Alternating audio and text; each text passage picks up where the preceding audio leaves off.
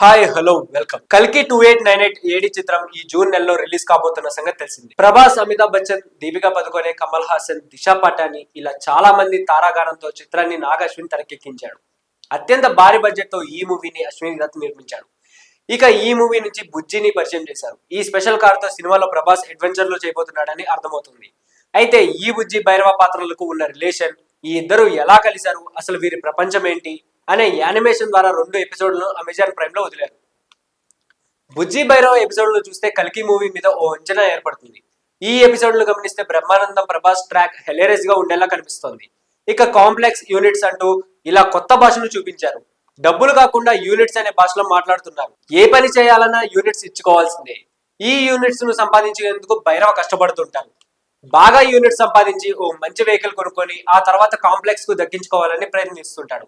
కానీ భైరవకు ఊరంతా అప్పులే. అందరికి ఎంతో కొన్ని యూనిట్స్ అయితే బాకీ ఉంటాడు. ఇక ఓనర్ బ్రహ్మానందానికి కూడా యూనిట్స్ బాకీ ఉంటాడు. అలాంటి భైరవ జీవితంలోకి బుజ్జి వస్తుంది. బుజ్జి సాయంతో అదిరిపోయే కారుని భైరవ తయారు చేస్తాడు. ఆ తర్వాత నుంచి బుజ్జి భైరవ స్నేహం ప్రారంభమవుతుంది. ఈ ఇద్దరు కలిసి చేసిన సాహసాలు ఏంటో చూడాల్సింది. ఈ యానిమేషన్ ఎపిసోడ్ మాత్రం పిల్లల్ని తెగ ఆకట్టుకునేలా ఉన్నాయి. భైరవ చేసే జంపులు, అడ్వెంచర్లు, కామెడీ టైమింగ్, డైలాగులు ఇలా అన్ని కూడా అదిరిపోయాయి.